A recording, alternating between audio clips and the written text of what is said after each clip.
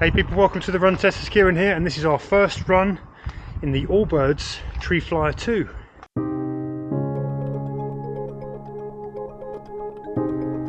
First up, the details then. When it comes to the drop, the Tree Flyer 2 have an 8.5mm drop, 30.5mm in the heel, 22mm in the forefoot. They weigh in 307 grams or 10.8 ounces, and they're £150 or $160. Another stat of note, it also has a carbon footprint of 7.21 kilograms of CO2, which Allbirds offsets to 0. That's 2.71 kilograms less than its predecessor. Now let's take a quick look at what's new on the Tree Flyer 2 then. Well, let's start with the midsole. The midsole looks unchanged from the original Tree Flyer. It features the same Bio Pebax Swift foam that's made from sustainably sourced castor beans. It also has the same stack and the same geometry. You've got this quite big heel protrusion here, but overall that's the same. On the uppers, the knit uppers have been tweaked. They're still made with Tencel lyocell, which is a eucalyptus tree fibre material, but there's now a bit more structure to them. They're a little bit less baggy. That will stop some of the sort of bagginess and the floppiness of the first gen uppers, which I think some people struggle with.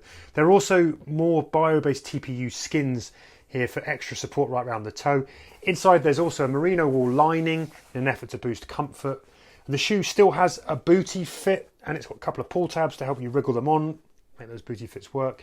And you've still got a big external heel counter here for added support. Now on the outsole, if you flip them over, there's a new lug pattern here and an updated natural rubber compound to improve the grip and durability. And these, let's say, they're pretty substantial to say the least in terms of those lugs. So yeah, that's what's new.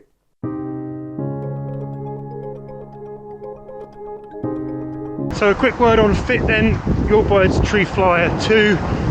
First when I put them on, these are another shoe that I immediately felt really quite long. There's a lot of length in the toe box. I'm running in my size UK 8.5, which is what I'd normally go for. And they just felt a little bit canoe-like, bit boat-like when I first put them on. Now I'm moving, it's not so bad, but they are a little bit long in the toe, I would say. It does mean that your toes are not going to hit the end of the toe box. There is a bit of room across the top. But in this one, if you like it to feel a bit more snug, I would kind of, maybe you're going half a size down. I'd say they're just a little too long for my liking.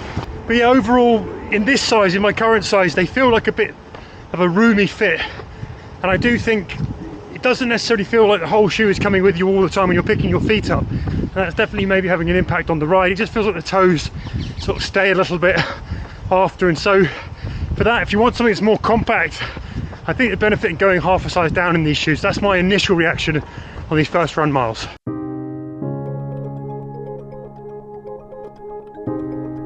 So I'm just clipping along the Thames.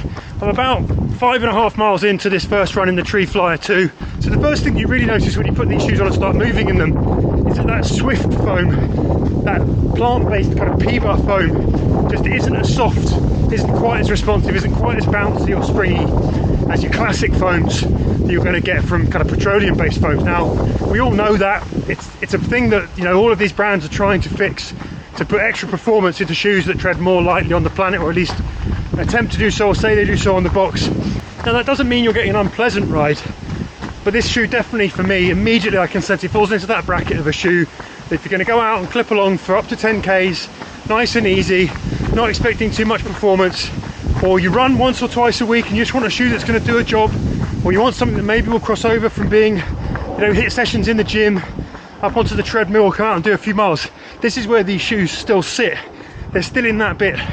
That midsole unit just doesn't necessarily have the performance they're going to be looking for to do anything, I think, more remarkable than that. I have done some faster miles here, some marathon pace miles. I've done some slower ones, and they're definitely better at a slower clip. Although, like all firm shoes, one thing they do make you do is lift your feet a little bit quicker, I guess, to sort of soften that impact as well. So it does encourage a higher cadence and a higher turnover. So there is something in that, but I can feel immediately that if you're, you know, we're looking at the market right now, where you get all these shoes with a max stack of cushioning, you know, big things like the Gel Nimbus 25 or the Nova Blast, or, you know, even looking at things like the Buster 12, all these kind of plated super trainers as well. The trend is for more cushion that kind of soft, springy, responsive, bounces back and give you a bit of energy. These don't really do that. You're doing a lot of the work in the shoes, which is fine if you like that style of running. I'm not averse to that, and I could, you know, happily clip along here in these shoes at a low and slow pace like I can some of the other shoes. Now the other thing, and this might be part of the fact that I feel the shoes are slightly too long and it means a disconnect in the toe, but I'm not getting kind of any roll through. You know, some of the shoes now, you've got that nice rocker, the easy shoes that come with a rocker to help you kind of clip through, and even when they're firmer shoes like that, it can be a big help if you've got a nice rocker to help you kind of move through the transition. These shoes to me feel quite flat.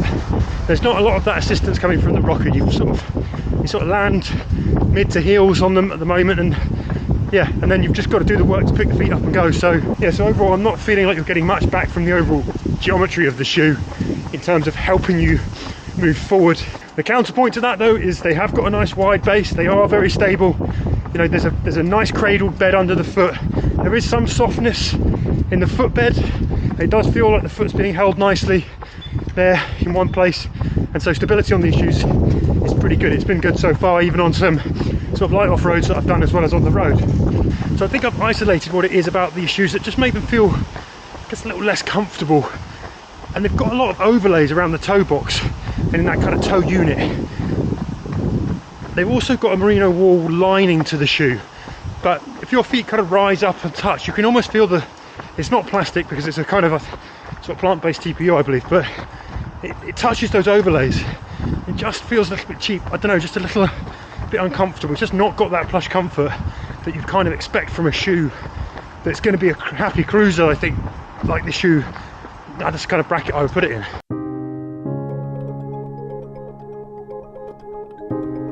Now onto my verdict. It's been a while since I ran in the Tree Flyer first gen, but my instant first run feeling about the upgrade is that not a great deal has changed, particularly in terms of the ride of the shoe. So if you like that, great, you're probably going to like these. If not, there's nothing really to see here. The upper changes with the added structure, remove some of the bagginess from the first gen. That's a positive step forward. There's a little bit more padding in the heel as well that marginally boosts the comfort. It goes a bit deeper down in the heel, and those bio TPU overlays probably help with durability, I'd say, overall as well. But for me, the Tree Flyer 2 is still firmly in that group of sustainable shoes that I'll happily plot a 10k in, but I don't think they've nailed the performance angle yet. They haven't really changed that, haven't moved it on. So it's not a bad ride if you like your shoes on the firmer side, but in a crowded field and very capable shoes at very good prices, that midsole is still just kind of okay.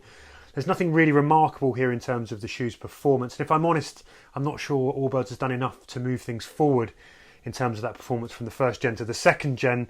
Yes, these shoes will do a job, but if you're basing your choices on performance alone, the first run doesn't really give me the feeling that I desperately want to buy these over many, many other shoes.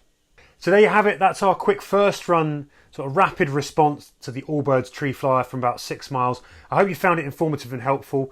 We'll give you our full multi-tester verdict once we've done our full test miles in them. If there's anything you want to know, want us to cover, let us know in the comments. Don't forget to hit like and subscribe and ring that bell so you'll hear about when that video lands as well. Otherwise, it's been great to chat to you, and we hope to see you again soon on the Run Testers. Happy running, everyone.